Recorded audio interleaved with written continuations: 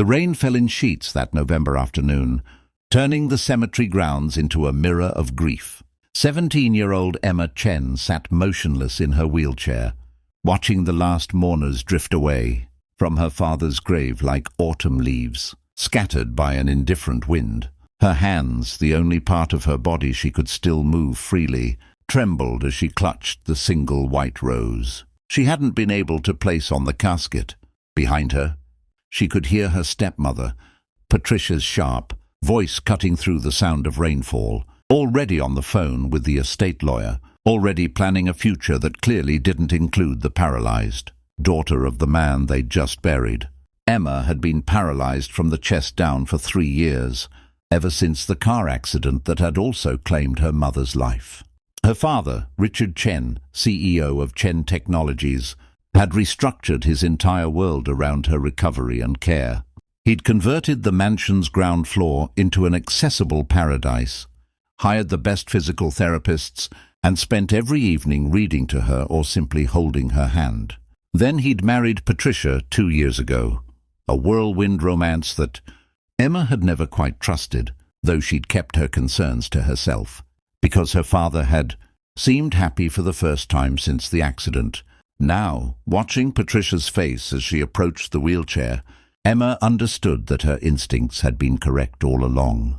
"We need to talk," Patricia said, her voice devoid of the sugary sympathy she'd performed for the funeral guests. She didn't even have the decency to crouch down to Emma's eye level. "The reading of the will is tomorrow, but we both know what it's going to say. Your father left the company and the estate to me, with a trust fund for your care. But here's the thing, Emma, I'm selling the house. It's too big, too expensive, and frankly, I'm starting fresh." Emma's throat tightened. "Where am I supposed to go?" Patricia examined her manicured nails. "There's a state facility about 40 miles from here. Clean, functional. They have experience with cases like yours. I've already made arrangements. You'll be transferred there tomorrow afternoon, after the will reading." "You can't just—" Emma started, but her voice cracked. The rose slipped from her fingers, falling onto the wet grass. "Actually, I can," Patricia interrupted. "Your father was sentimental, but I'm practical. The trust fund will cover the facility costs with plenty left over for your needs. You'll be fine, Emma. You just won't be my responsibility anymore." That night, Emma lay in her hospital-style bed in the room that had been hers since childhood, staring at the ceiling and listening to Patricia pack up her father's belongings in the next room. The sounds of opening drawers and slamming doors felt like violations, like watching someone rifle through a dead man's pockets before the body was even cold. Emma wanted to cry, but the tears wouldn't come. She felt hollowed out, scraped clean of everything except a dull, throbbing certainty that she was utterly alone in the world. The next morning, Marcus Rivera was running late for his daughter Sophie's doctor's appointment. A single father who worked double shifts as an EMT to make ends meet, Marcus had mastered the art of rushing. He'd dropped Sophie at school, covered a colleague's early morning shift, and now had exactly 15 minutes to make it across town to pick her up before her pediatric cardiologist appointment. His beat-up Toyota had other plans, however, sputtering to a stop 2 blocks from Emma's house with a death rattle that suggested expensive repairs Marcus definitely couldn't afford. Come on," he muttered, turning the key again. Nothing. He grabbed his phone to call a tow truck, then noticed the time. He'd have to run the rest of the way and hope he could catch a cab somewhere. As he jogged past the Chen mansion, he almost didn't see the girl in the wheelchair on the front steps. Emma had been sitting there for 2 hours. Patricia had left for the will reading early, instructing the housekeeper to deal with Emma's transfer to the facility. But the housekeeper, Mrs. Rodriguez, had worked for Richard Chen for 15 years. She'd quietly quit that morning, leaving Emma with a tearful hug and $200 in cash, everything she could spare. Now Emma sat in the cold morning air with a small backpack containing her laptop, some clothes, and a framed photo of her parents, trying to figure out what came next. Marcus saw her and stopped. He'd been an EMT long enough to recognize someone in crisis, even when they were sitting perfectly still. The girl was young, maybe high school age, clearly disabled, and had the kind of desperate stillness that preceded either shutdown or breakdown. He checked his watch. Sophie's appointment. But something about the scene felt wrong. A disabled teenager alone outside. A mansion with what looked like all her worldly possessions in a backpack. "Hey," he called out, approaching slowly. "You okay?" Emma looked up at him with red-rimmed eyes. For a moment she considered lying, sending him away, pretending everything was fine. But what was the point? "Not really," she said quietly. Marcus glanced at his phone again. He should go. He needed to go. Sophie was waiting. But he found himself climbing the steps instead. "What's going on?" And Emma, who hadn't really talked to anyone in the 24 hours since her father's funeral, found herself telling this stranger everything. About her father's death, Patricia's coldness, the facility, the abandonment. The words poured out of her like water from a broken dam. Marcus listened, his jaw tightening with each detail. He'd seen a lot in his years as an EMT. Human cruelty wasn't new to him. But something about this girl's quiet devastation got under his skin. She wasn't asking for his help. She was just existing in her pain, accepting it like it was her lot in life. "Where's this facility?" he asked when she finished. Emma told him. Marcus knew the place. He'd transported patients there before. It wasn't terrible, but it wasn't good either. Understaffed, institutional, the kind of place where people were kept alive but not really helped to live. The thought of this kid who'd just lost her father, who'd already lost so much, being warehoused there made something in his chest ache. He pulled out his phone and called his supervisor. "Hey, I need to take the rest of the day. Family emergency." Before the supervisor could respond, he hung up. Then he called Sophie's doctor's office and rescheduled. Finally, he looked at Emma. "Here's what's going to happen," he said. "I'm going to call some people.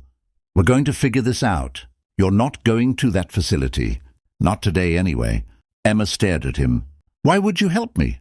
You don't even know me." Marcus thought about Sophie, about how terrified he'd been when she'd been diagnosed with her heart condition, about how helpless he'd felt navigating the medical system alone. He thought about all the times strangers had helped him. The nurse who'd waived a copay, the mechanic who'd fixed his car for parts only, the teacher who'd tutored Sophie for free, "Because someone would help my kid if she needed it," he said simply. "At least I hope they would." Over the next 6 hours, Marcus made calls and pulled favors like his life depended on it. He contacted a lawyer friend from his neighborhood who owed him for saving his mother during a cardiac event. He reached out to a social worker he'd met on countless emergency calls.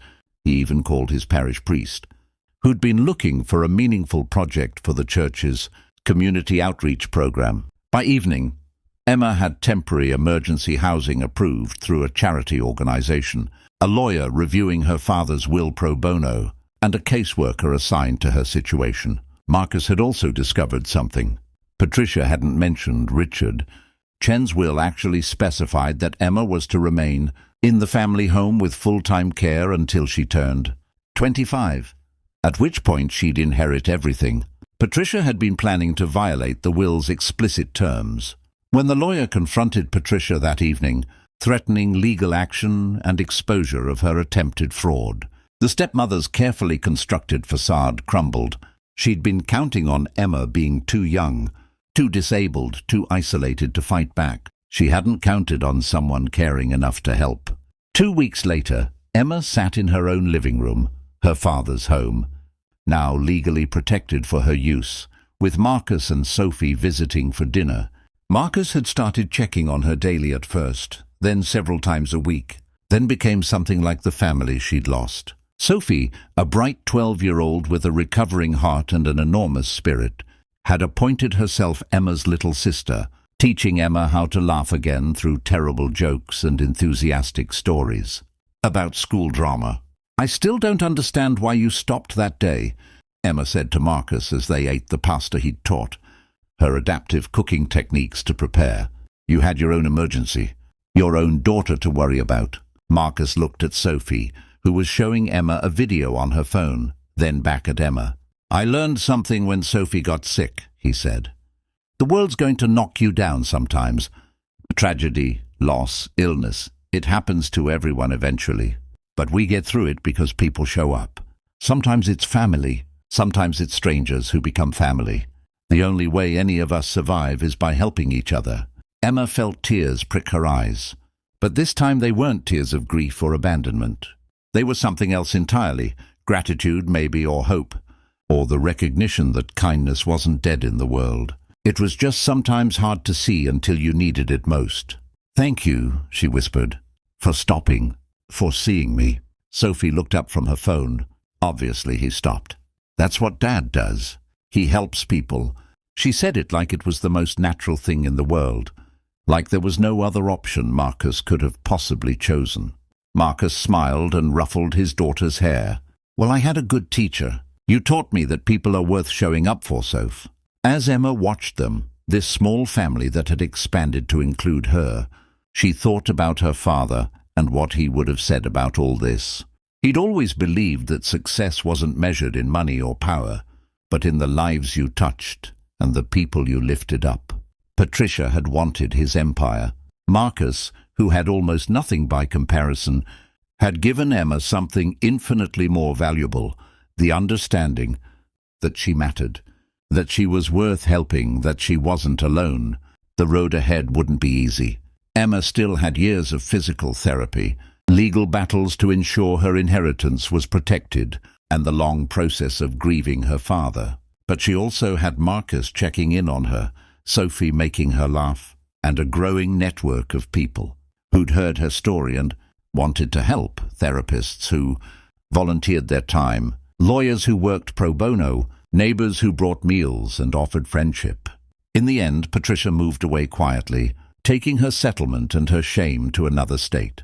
The last Emma heard, the woman had burned through her money in less than a year. But Emma rarely thought about her stepmother anymore. She was too busy building a new life, one where she was surrounded by people who chose to love her, not because they had to, but because they wanted to. And Marcus, the EMT who'd been running late that November morning, had discovered that sometimes the most important emergency isn't the one you're rushing toward, but the one right in front of you, sitting quietly in the cold, waiting for someone, anyone, to stop and see them. His broken-down car had been a blessing in disguise, a divine intervention that brought two families together when they needed each other most. On the first anniversary of Richard Chen's death, Emma visited his grave with Marcus and Sophie by her side. She placed a white rose on the headstone, the same rose she'd dropped in the rain a year before. But this time her hands didn't tremble. This time she wasn't alone. And this time she understood what her father had tried to teach her all along, that family isn't just about blood or legal documents. It's about who shows up when the world falls apart, who stops running long enough to see you, and who chooses to stay even when they have every reason to keep going.